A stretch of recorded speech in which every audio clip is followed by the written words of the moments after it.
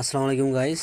আজকে আমরা গরুর লাম্পি ভ্যাকসিন করব। এটা হচ্ছে আপনার বাইরের প্রোডাক্ট। এই দেখেন, ভ্যাকসিনের নাম হচ্ছে লাম্পি, কোম্পানির নাম হচ্ছে এমসিআই।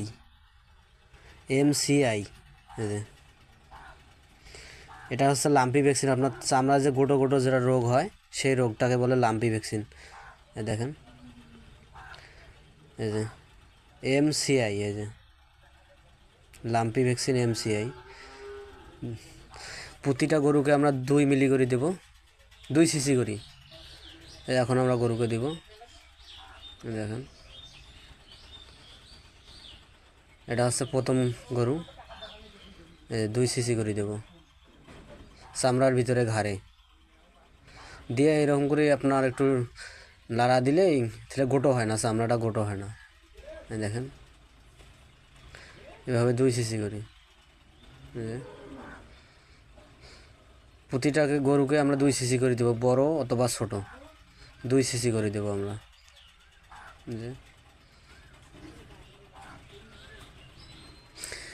আর এখানে খামারে খরচ কমার একটাই উদ্দেশ্য, যে নিজেরাই কাজ শিখতে হবে।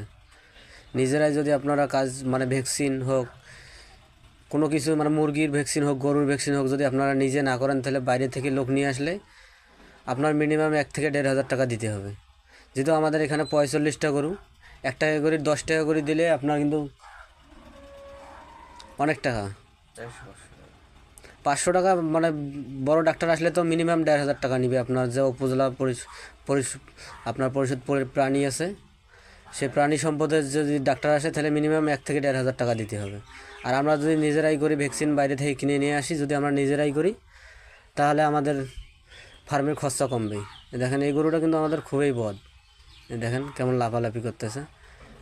দেখেন, এই যে এভাবে আমরা প্রতিটাকেই ভ্যাকসিন দেব 2 সিসি করে, যাতে আমাদের মানুষের ধরার আগেই, যাতে আমরা গরুকে ধরার আগেই লাম্পি ভ্যাকসিন করি, খুরাই ভ্যাকসিন করি, যাতে আমাদের ফার্মে কোনো রোগ জীবাণু না আসে।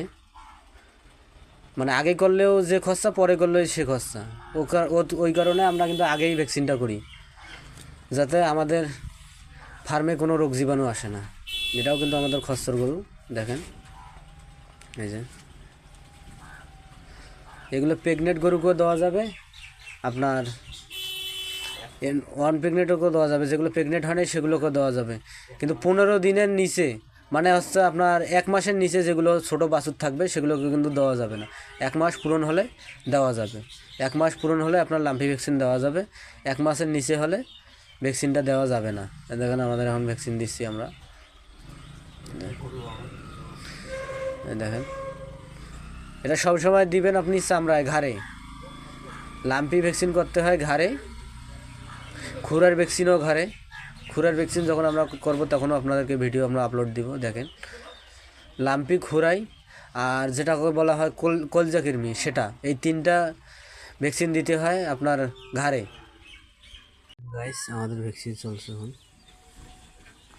দেখেন, খুব খচ্চর কিন্তু গরু। আপনারা আবার ফির আমাদের ভিডিও দেখে আপনারা দেওয়ার চেষ্টা করবেন না, কারণ গরু কিন্তু খুব খারাপ জিনিস। ভালো জিনিসও আবার খুব খারাপ। ঠিক মতো ধরতে না পারলেই আবার গুঁতা দিলে একেবারেই অবস্থা খারাপ। দেখেন, আমাদের উপরের সেটের ভ্যাকসিন দেওয়া প্রায় শেষ, শুধু বাছুরগুলো আছে। আমরা এই বাছুরটা আমাদের 1 মাস উর্ধে গেছে, ওই কারণে দিলাম। আর ছোটো 2টা যে সাইওয়াল বাছুর আছে, সে 2টাকে কিন্তু আমরা দেবো না। এই দেখেন, এও কিন্তু খুব বদ, মানে ইঞ্জেকশন দিতে দেয় না। দেখেন কীভাবে ধরি আমরা ভ্যাকসিনটা দিলাম। কিন্তু এগুলো বাছুর কিন্তু আমাদের 1.5 মাস এরকম হচ্ছে। এই যে এগুলোর বয়স প্রায় 1.5 মাস, 2 মাস এরকম করে হচ্ছে। মানে বড়গুলোর চেয়ে এদের বেশি, শক্তি বেশি।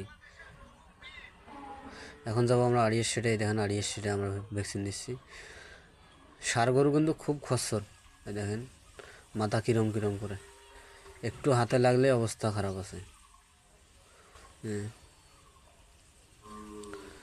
দেখেন, হ্যাঁ,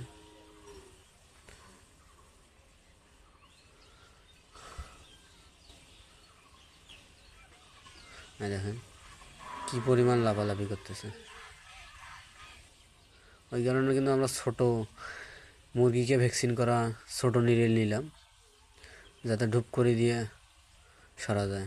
এই দেখেন ষাঁড় গরু খুব খচ্চর, এই কারণে আমরা ছোট নিডেল দেওয়া, মানে যাতে চামড়ার নিচে যায়, মাংসপেশিতে যায় না, যাতে দ্রুত হয়। এই দেখেন আমরা সিরিজে এখন ছোট নিডেল লাগাইলাম।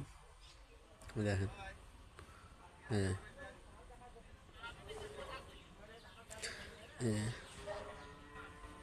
এই দেখেন কি পরিমাণ খচ্চর। এই দেখেন, এই দেখেন মানে দিতেই দিচ্ছে না। এই দেখেন এই যে,